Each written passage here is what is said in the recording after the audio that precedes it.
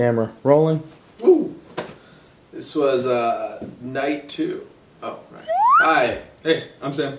I'm Matt. And we just watched episode 2 of the new revived X-Files series. Miniseries, at least it's not It is a series. Yeah. Miniature or otherwise. But yeah, so, we liked this better. It was a better episode. It was a better, and you know, I'm coming at this as someone who wants to talk about it as its own thing, but you know, it was a better X-Files episode. Yeah. And the last episode was sort of not recognizable. The last episode was not a good X-Files episode or a good episode in general. Mm-hmm. This was a good X-Files episode because X-Files is a fine TV show. It was a good episode in general.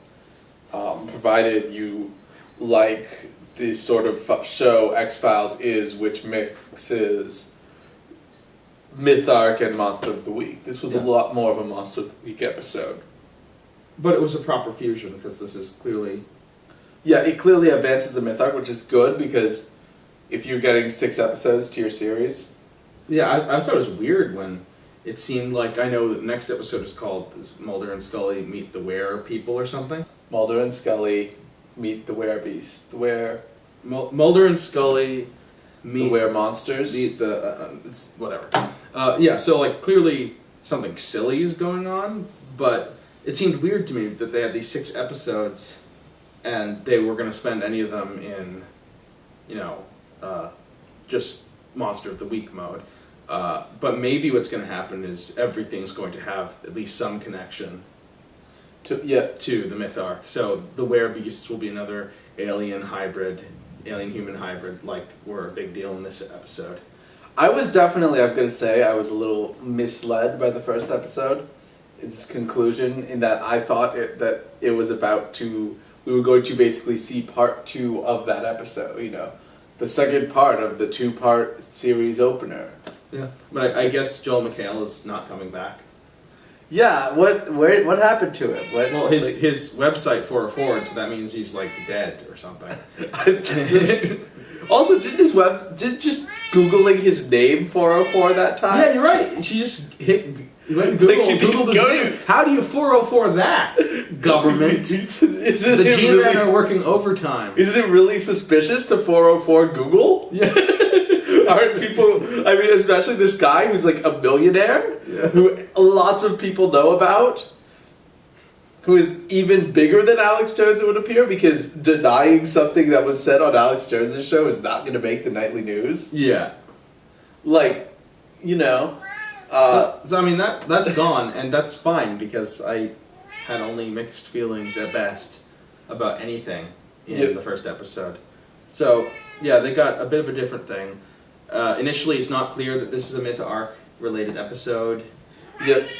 There's a scientist who is at a meeting of scientists. He's like hanging around. He hears a loud sound. He starts grabbing his ears in pain. And no one else is reacting. Don't you hear that? And then he goes to a computer room. Yeah. And is doing something in the computer room that he stabbed himself in the head. So, as you can probably guess, this is about a supernatural tinnitus epidemic. Sweeping the nation. Everyone's it's just so bad that they just have to stab their brains out. Yeah. And when we get to see that knife come out, it went all the way in. Yep. Ooh, I'm not squeamish, but whew. Yep. But so you know, more of a cold open that was a good X-Files thing. Yeah, it was the way an X-Files episode's going to start. There's the guy, he does something weird happens to him. Mulder and Scully show up after the do-do-do-do-do-do, and they're like, "Hey, this guy's dead. You think it's aliens?" Of course, now Scully's like, "I do think it's aliens." Yeah, it's super weird. That's the big thing in this episode. It's the strange thing is that Scully's completely on board with theory alien, and when she's just as willing to go to aliens as Mulder is. Yeah, And I get the feeling this was meant somehow to, you know, account for the fact that people often feel upset or whatever over like, oh, well, like, why does Scully still be a skeptic over things Mulder says when it's always monsters? Well, here's the thing in the old X-Files series. Yeah. It was always monsters, but Mulder would suggest something, and it would be wrong. Often aliens, and then it turns out it was possession, or it was werewolves, you know, vampires, whatever. It was ghosts, yeah. It was, so... Like, Mulder being wrong is a common thing, and that There's definitely this view, I think, a lot of people, especially like sort of pop culture-wise, that Mulder's always right. And Scully's always wrong, and isn't it funny how Scully keeps being a skeptic? But of course Scully keeps being a skeptic, because she keeps doubting Mulder's theories, and she keeps being right. Yeah. Usually when we figure out the thing at the end, they both learn the truth at the same time. Yeah. So it's not like Mulder, like, did something brilliant to figure it out. Yeah, well... I mean, it's not like they're disrespecting Mulder. Mulder's ability to think outside the box is consistently framed as a strength. That helps lead them to the truth, but at the same time, he's so frequently wrong as a result of that. Yeah, it's, you know, it's like the typical procedural or House, you know, in House it's like, oh, it's this disease and it's not that disease, and it's this disease and it's not that disease, and it's the third disease, and it turns out it was actually, when they tried to treat the third disease, it was the fourth disease the whole time. And that's another thing where I think people remember that House is the genius who gets gets the cure, but they forgot that he bumbled around for the whole episode before he found the cure. I don't talk to House fans, but it would be like the way people present this one especially is like that Mulder's just like, I bet it's something spooky, and Scully's like, it's not something spooky, and Mulder's like, look, it was spooky, and Scully's like, dang it, he was right. But the thing is, it's not that. That's like saying that, you know, House goes, I think it's a disease. And Cuddy's like, it's not a disease. It's not a disease, man. I think it's a disease. It's not a disease. Look, it was a disease. And Cuddy doesn't believe in diseases. Yeah. So, but this is a bit of a different thing, because now, you know, at the end of the last episode, she's like, let's get these sons of bitches. She probably said that. I'm sure she said those exact words. And Mulder's like, yeah, let's take them down. So, I mean, she's on board. It would be weird if she went back to the normal dynamic of doubting him when he said, what if it's aliens? Yeah. So in some ways, in this episode, you even see her leading the charge sometimes. Bring it up in a really weird way in that scene. Yeah. Which is strange, but appropriate, because that's what they set up. Also, it's been, you know, even treating this as an old X-Files fan, which I am to an extent, even though I only saw the first 3 seasons. You know, it's been 15 years or whatever. Yeah. Actually, it's been less because there are movies or something. But, like, it's been a while, so of course they can change. Yeah. And I mean, the thing I would have wanted from that section is for her to be like, you know, basically presented as explicitly, I think you're right, but we need proof on that. Yeah. And that's not quite what we're getting? No, we're getting more, Mulder goes, it's aliens, and Scully goes, it's aliens. Yeah. And I guess part of it is this, because they need to advance, like, the myth arc over these 6 parts. But yeah, it's fine by me. It's there's plenty to sink our teeth into in X-Files in general, and in this episode, which is a pretty decent episode. Yep. So the cold open happens, stabs his brains out. Mulder and Scully show up to investigate. They find out he did it to himself. He was in this room to get on a computer it never really is important. He's accessing some sort of data. Yep, he's accessing, Yes. Mulder tracks down someone who the dead guy had been in contact with. Turns out it's his boyfriend. And then has an awkward, not quite bathroom sex with the boyfriend. Which I mean, that's the sort of shit that Mulder always gets into. And it's like, I'm glad he's perfect for it, because he doesn't have expressions. Yeah, this is what I've always said. You can tell how hard David Duchovny is acting by counting his forehead wrinkle. So, I mean, it's great because, like, welcome to the 2000 teens, right? Yep. This wouldn't do it in the 90s. And it's also very funny because it's like the whole time he's like, we need like you get the idea that the reason the guy wants to go somewhere private is because he thinks he's being surveilled by aliens. But it's actually like this is like a gayness thing. It was like, no, this is not what I meant. Oh, you people, you're all the same. You say you want to have sex, and then you don't want to have sex. No, that's not what I was. I literally wanted to talk to you. So, they learned that the guy who committed suicide was very distraught recently and wasn't in contact and was talking about how his kids were dying, even though he was apparently single and there were no known children. Yep. So Mulder and Scully, I believe that leads them right to the apartment where they find some files. What's it? There were photos. X-Files. Photos on the wall of kids with birth defects or conditions. Yep. And they're like, well, I guess these are the kids. Yep. And then at that point, they had that run-in with that kid right before that, who ran in front of their car awkwardly and then ran away. Hello, Lulu. Hello, Lulu. So Lulu Bob the shot. they're there in the like apartment or whatever, and suddenly Mulder gets this ringing sound, just like the opening, and then it freaks out and falls on the ground. Scully doesn't seem to be able to hear anything, and then he can only hear two words through the pane. What were they? It was like, save her? Save her. Save her. Yeah. That makes sense. Good. By the way, Mr. Monster of the Week, good guess. That's what these two random people who almost hit you were doing. That could have been really awkward. I guess he was following them?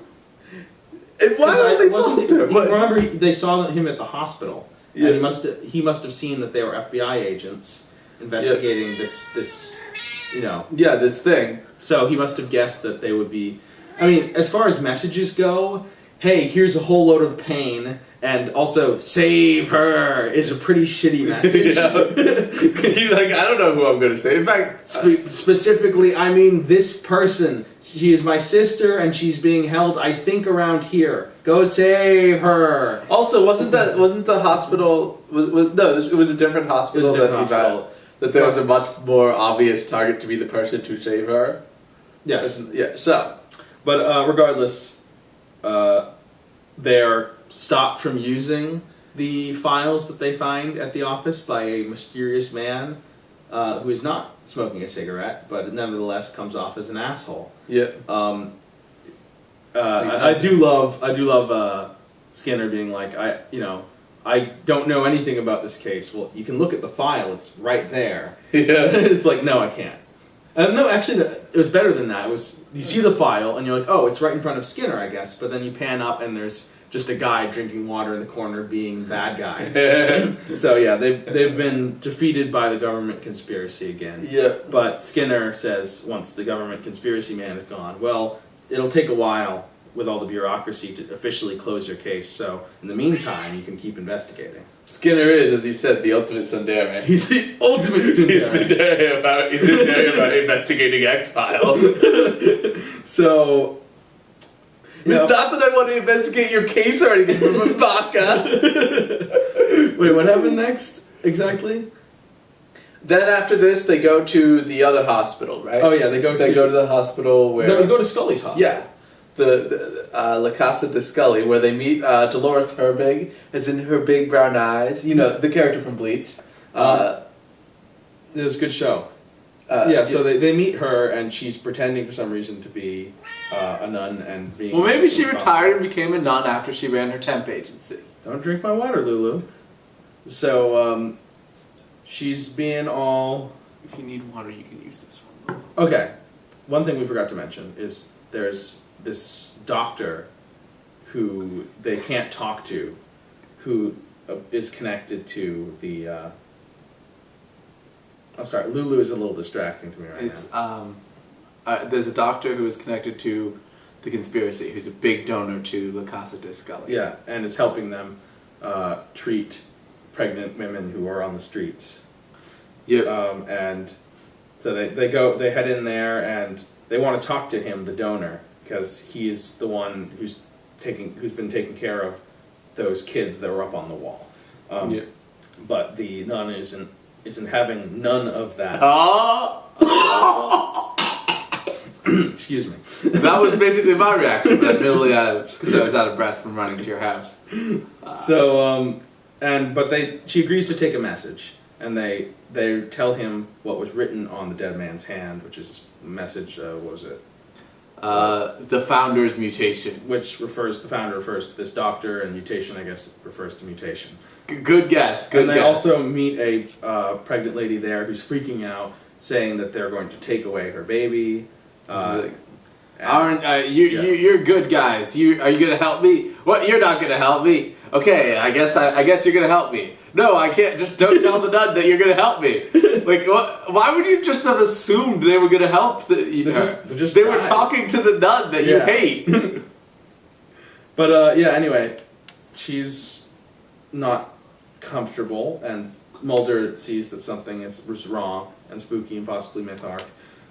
Yep, and he's like, well, why don't I just give you my cards that we'll be able to find, so that when you get assassinated, it will prove it was you. He's like, this sounds like a brilliant idea. So then Mully and Sculder go, and they go to talk to the doctor. The doctor's like, hi, I'm a doctor who investigates kids with weird genetic mutations. And Scully's like, mutations like being an alien? He's like, what? No. So I love this scene. Yeah. I love this moment specifically, where, first of all, it's weird that it's Scully. Yeah. With Mulder, you almost could believe it, but actually with Mulder, you would believe it. With Scully, it's bizarre. Yeah. And bizarre in an entertaining way, but I think a counterproductive way. Because they've got this whole thing set up where he's obviously a villain working for the government, so he knows that they're after aliens. Yep. And they know that he knows that they're after aliens. Yep. But, the whole point is he's not going to confirm it when you say it's aliens. Like, why would he ever do that? So, like, it's almost like she's somehow, like, defied the natural order of things. It's supposed to be that he, like, doesn't acknowledge any wrongdoing or anything supernatural, and they act as if they believe him in such a way that he knows they don't believe him. But, like, the whole thing is just thrown to the curb. It's just like, aliens, right? Yeah, and then they have to leave, and then there's this girl doing telekinesis. Yeah, just visibly doing telekinesis. And he's like... And as we said, very awkward. And I guess he played it exactly the way that you should play it.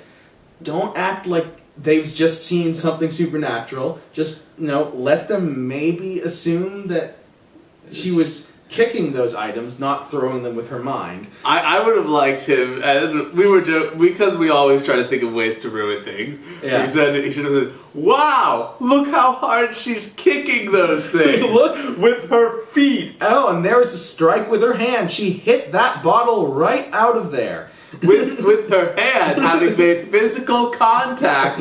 You don't need to have perfect eyesight to see that there was no psychic powers involved there.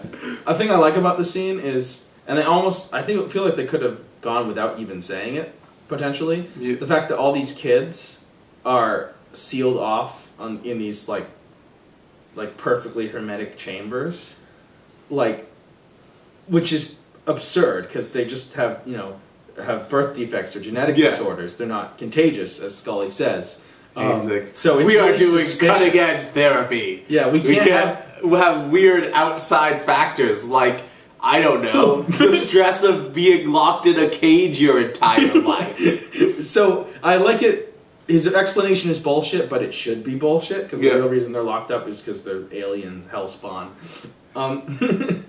Yeah. So then this actually happened before, but whatever. Yeah. Scully's Scully has a hallucination of a child, her child, their child from when she was pregnant, William. It's like, who's a little kid. Like, it's like, oh, it's his first day of school, and then he gets out of school, and then he gets hit by a car, and then later he's in her. She goes into his room, and suddenly he has a face like a gray, and he's like, "What's going on?" She's like, "Fuck, I don't know." And I guess that stops her hallucination. Flash sideways. I don't know. It's super weird. Okay, because we know, of course, that they didn't have this kid was taken away or something. Yeah, he was given up for adoption. Yeah, I didn't. Oh, that's right. Yeah, given up for adoption somewhere they don't know to protect him because he might be an alien or something. Yeah. But they didn't get to spend 15 years with their son, and so the gist of it, in theory, this should work, which is that she has this weird alternate universe flashback, and later on, near the very end, Mulder will have his own alternate universe flashback. That doesn't seem to represent anything being done to them supernatural; just they are imagining it. Yeah, but it's weird. It's weird because you expect it to be a dream. But yeah, like the transitions are dreamlike. They're dreamlike, but why are they suddenly having this like sort of not fugue state, like this weird altered mental state? Well, they needed to fit it into the episode. It was a very crowded episode anyway. Yeah, you know, they wanted to they were like, oh shit, we need to fit in our hallucinations today. I, Scully, am going to just hallucinate on my way home, and then I'll be home and have hallucinated. That sound like a plan? Yeah, but like they say, oh, it's sad that he's gone, and in theory it should work that they're experiencing time with their son. Yeah. But in effect, it's just weird and out of place. Well, the way it was shot and transitioned was like a dream, except the events I think I'm meant to interpret not as a dream, but as an imagination. Yeah. Like, but what's weird about it is the fact that, you know, they're supposed to be, I guess, so carried away that they momentarily forget that they're dreaming. But then there are transitions within their dream. Yeah. And I just don't buy it. Well, I mean, sometimes people's dreams kind of do go from one event to another in a weird way. But an actual sleeping dream, sure. But not a daydream. Yeah, yeah. Like, that's what's so weird about it. That's what I was thinking, like the weird dream transition types. You know, Lulu, no. Like that was what was so messed up about this. Mm-hmm. But the thing that you know, I kind of liked what I liked was Sculder's version of it later in the episode when he's playing with the kid, you know, outside, and then because for him it's the kid gets abducted by an alien, and for Mully it's that the kid turns into an alien. Yeah. Because it shows that these are not the same fantasy. Yeah. It's a fantasy of something alien going wrong, but it's not like. But each one, it's appropriate for each of them. Yeah. So Scully still feels the strangeness of having been abducted and creepily alienified. Of like having her genes tampered with, which she found out last episode. Yeah, and Mulder is just still terrified that people will be taken away from him. Yep. Because he's had more than his fair share of total bullshit people being yanked away from him. Yeah. It's like, it's almost comical how mean the show can be to Mulder. Yeah. So, like, Mulder wrinkles his forehead at that when it happens because he's acting. But what happened? So after the kids, the kids that aren't aliens, I would like to talk about the daydreams a little bit. Yeah.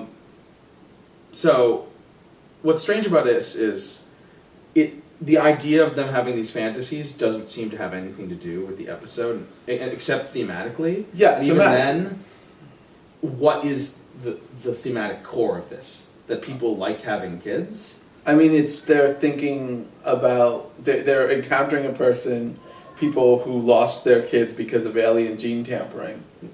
And they themselves had their kid that they don't have because of alien gene tampering. Like, so it's not enough?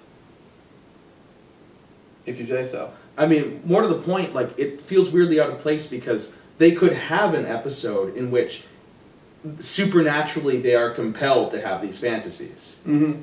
And that would be a good way to synthesize. Yep. It seemed that would really account for the fact that the fantasies look so weird. And like they were cut from some different story? Honestly, like I was just rewrote the script, and that would be a reason to. But yeah, like it feels like an awful waste. To have it looks to me. I honestly feel like maybe they really did just film these as dream sequences, but then have to cut whatever scene happens after they wake up. Mm-hmm. So they just kept them as daydreams. But what happened? I can believe that this would get them thinking about that. So it didn't seem weird to me they'd be thinking of it. It was just... Anyway. Just sort of, so what? Is my ultimate Yeah, reaction. Well, it didn't get worked into the episode very well. And again, the strange part of that is the fact that from so many different angles, this issue is being attacked. So many different characters are dealing with the idea of separation from parents or from children, or and all this alien splicing stuff. Yep. And yet somehow it doesn't feel like it's come together. Yeah, somehow they... Well, the thing is, they don't seem to react to it in any way. They don't really seem to react to their fantasies about the kid. That, I think, is the biggest problem. You're right. Like, after she has her fantasy, she's not like...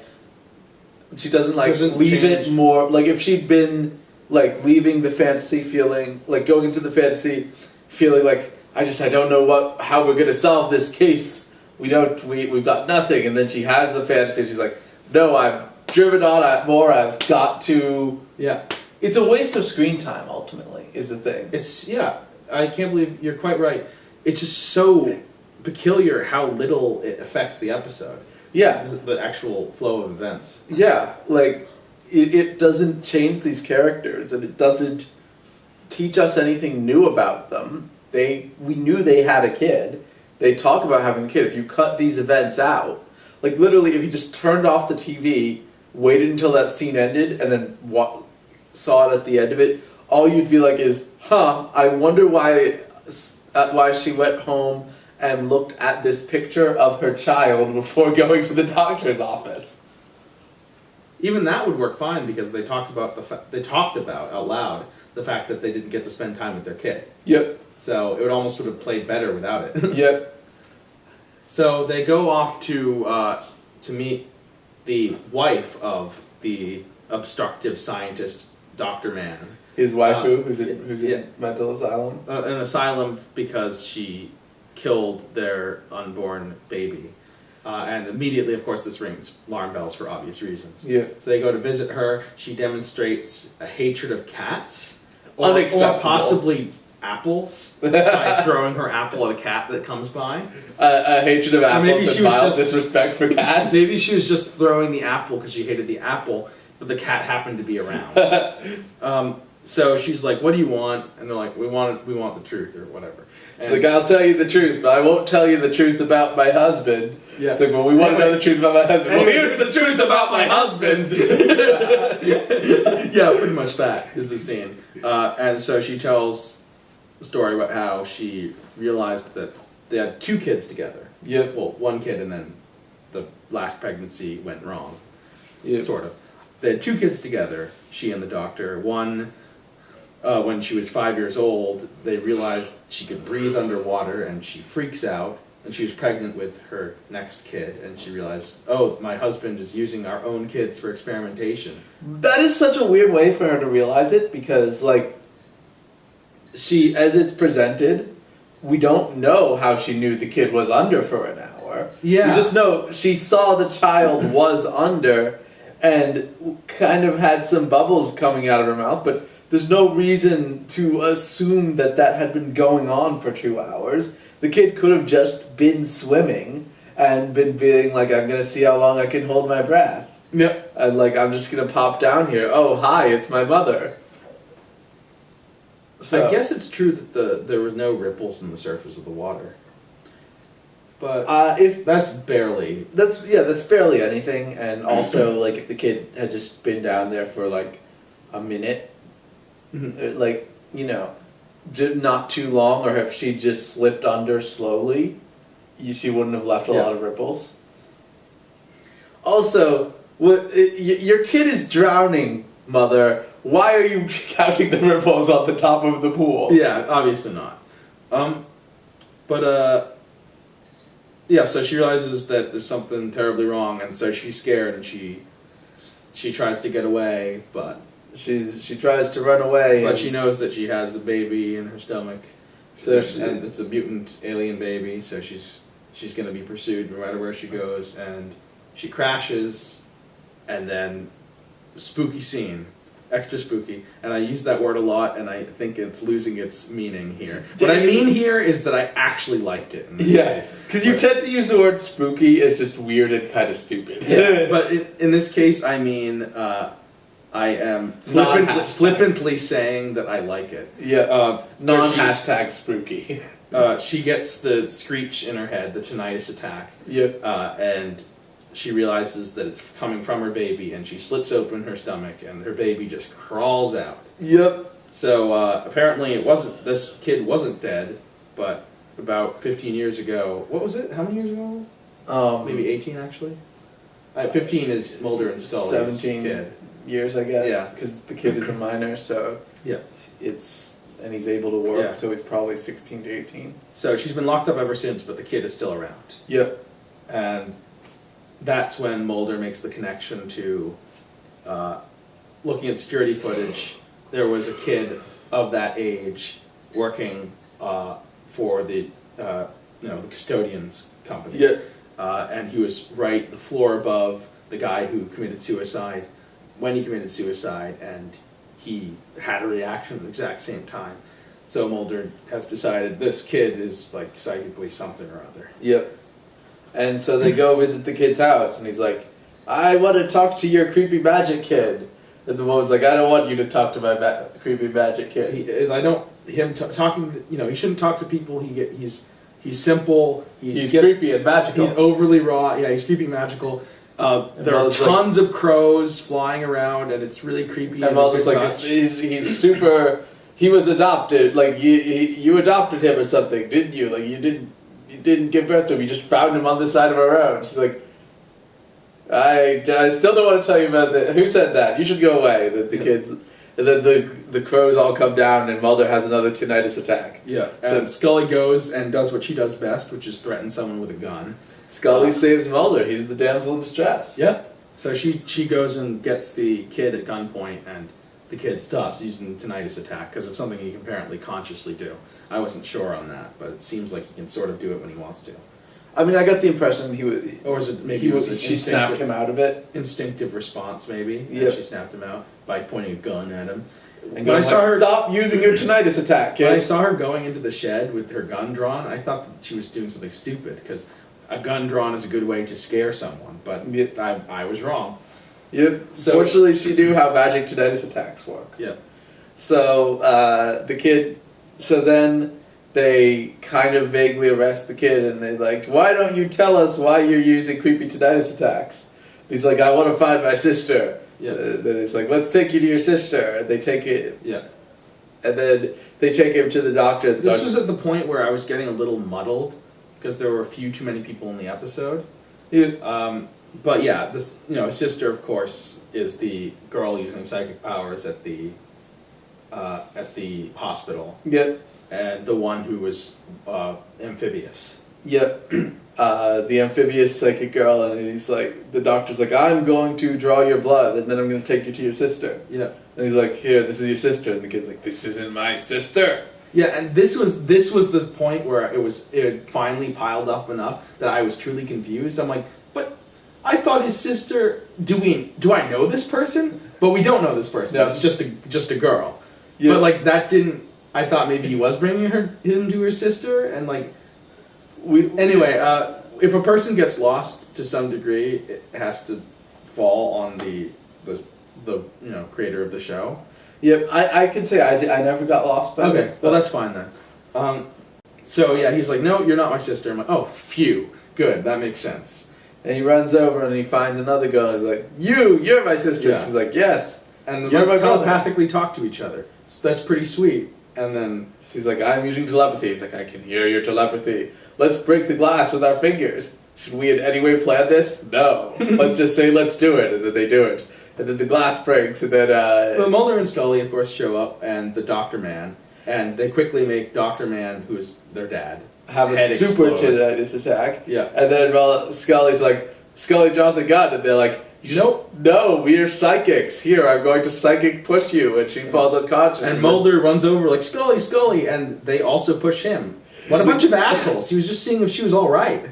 and then that's the end of the events, basically. Yep. The super secret government force takes over. But as far as we know, the two of them are at large. Yeah. And I hope they do okay. We forgot to mention that pregnant lady from the Sister of Mercy, From the Scully Hospital. the Scully Hospital when she was driving through a tunnel.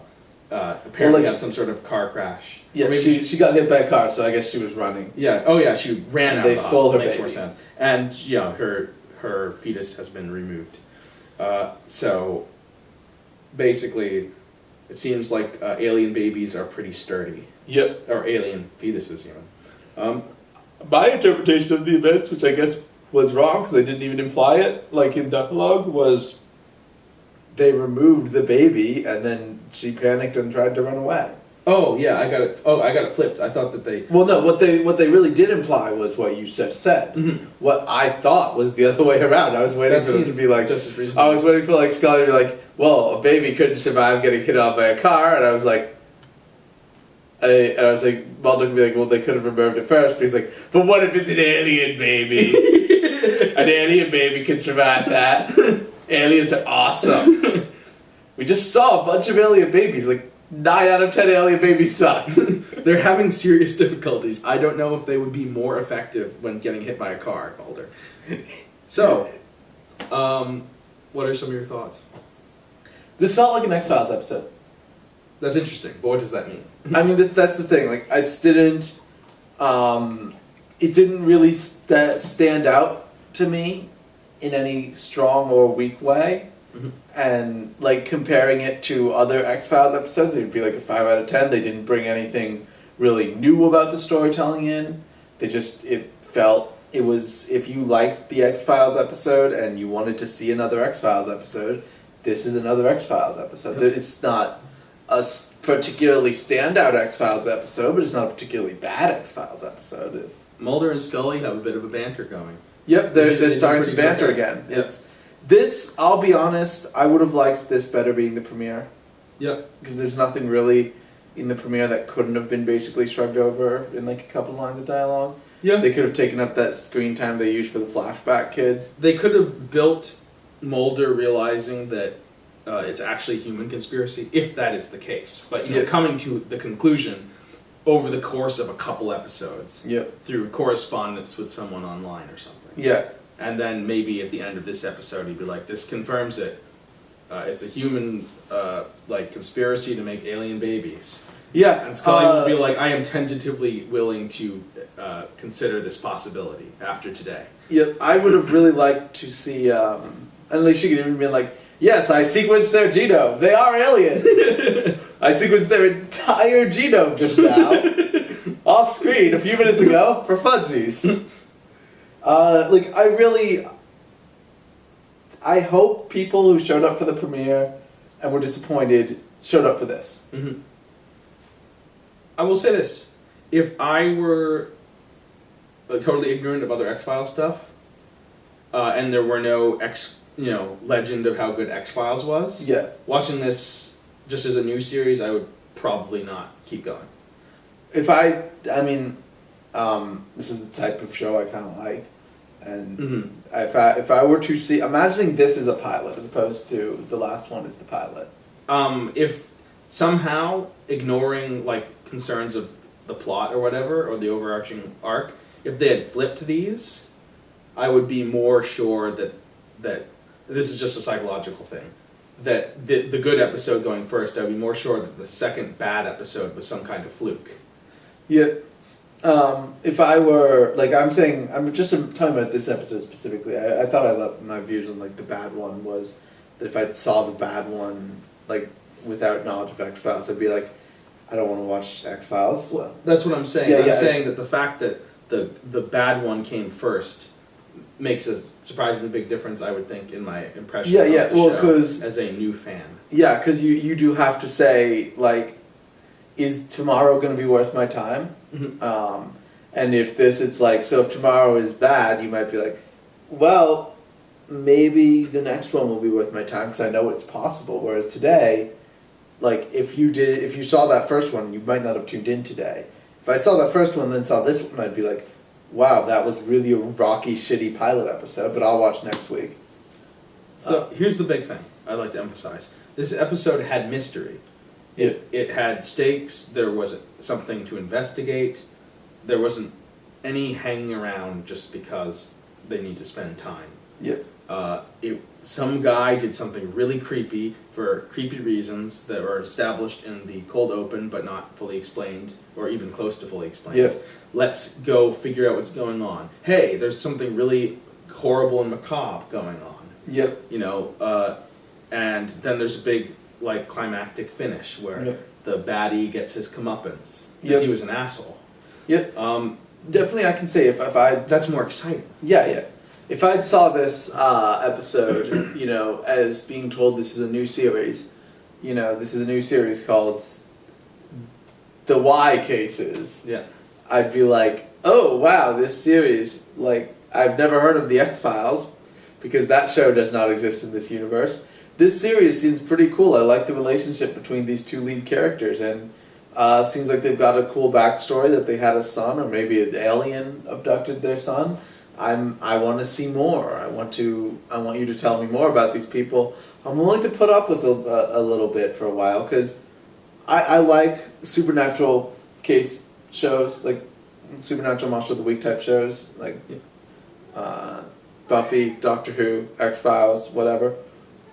They're a show thing I like. So I mean, I stuck with Grimm for a long time, even after you heard me complaining about how shit it was. You're constantly complaining. So here's like how terrible this show I'm watching, I'm just binge watching is. Yeah, I was binge watching a show I hated, but but like there's more creativity going on in this episode. If I can bring it back, like you know, these psychics causing people pain is not the most original thing I've ever seen, but it was more off the wall, and than Alex Jones. Than Alex Jones, and there's a spaceship. Yep.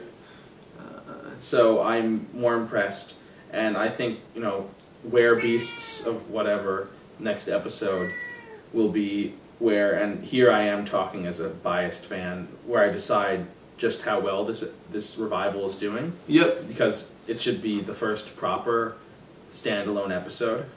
If it is a standalone.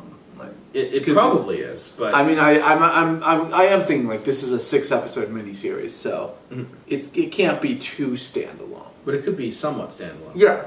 But it sounds wild with a name like that. So X-Files being wild, telling stories about strange things. I'm behind it. I'm down. Is a strength it has, and I want to see the strength returned. Yeah. So what would you grade this? You said 5 out of 10? Well, I'm going to say I'm not grading it on an X-Files scale. I'm grading it on a general TV scale. Okay. So here I'm going to grade it on an X-Files scale, 5 out of 10. On a general TV scale, 6.5 out of 10. Yeah.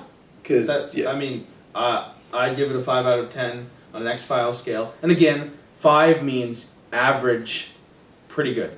This is 1 means about as bad as you could possibly imagine, and 10 is about as good as you could possibly imagine. Yeah. Specifically, our idea, I think it's fair to say, our shared philosophy of criticism is that you should be reviewing a thing based on what the work wants to be. So 10 is the best version there's sort of a that platonic story. ideal of the story. Yeah. That you, and I guess the S rank in Doctor Who, or the 10 out of 10 in the 11 out of 10, I guess, in this, would for me be, you actually did better than the platonic ideal. You are smarter than God.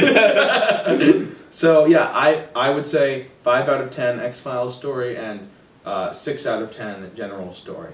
Yep. It's also like when we're comparing X-Files only to other X-Files, so like generally if this was a new different show, it was a strong start for the show after a very weak premiere. Mm-hmm. This is X-Files. This should be an assurance that you're going to be watching X-Files, but if you're hoping to watch more than X-Files, you know, like I feel like if you're thinking this is going to come back and be bigger and more epic, no, this is just going to be X-Files. You liked X-Files. You want another season? Sure. It's just weird that you're seeing this new season of X-Files that came out in 2016. I really appreciate that they made this, despite my complaints. It's a great idea to try 6 episodes to see whether the magic is still there. Yep. And it's a good chance for, I know Duchovny said in an interview, he doesn't know if he has another 20 episodes in him, but he's not willing to discount the possibility. And this is a good opportunity for him to decide whether he wants to be part of a big show with long production time. Yep. So, I hope that they enjoy the trial, and I hope the trial gets better so that the viewers can really enjoy the trial. Yep. I'm hoping it stays, I'm hoping it stays closer to this than to the first. Yeah, and maybe gets even better and then gets revived. Yep. And that'd be nice. And even if not, I think what could be nice was that it would be proof that you don't need to have a bunch of myth arc. You can have mix of myth and monster of the week more, because that was what killed Grimm, was the myth arc took over the show. Mm-hmm. And these things are often more interesting on monster of the week, and you can watch them for monster of the week even if the myth arc isn't great, because myth arcs usually suck. Let's be honest, they're rarely great. So that's our thoughts. We're going to do some other stuff as well. I hope you enjoy. Sure. One thing we were discussing, I want to just help, is because we've heard the news about Doctor Who. Oh yeah, Chris Chibnall. So we are going to be at some point having a Chris Chibnall spectacular. We're gonna hammer the Chib nail into his coffin because. I don't like him the best personally. Yeah, we're going to judge his entire first season before he even creates it. Yeah. By watching all of his previous episodes that he's worked on. Of Doctor Who. Of Doctor Who. And we're going to try to get a sense for what his approach to Doctor Who is. And we're going to, try to give an idea of what we might expect out of him. Mm-hmm. See you then. Bye-bye.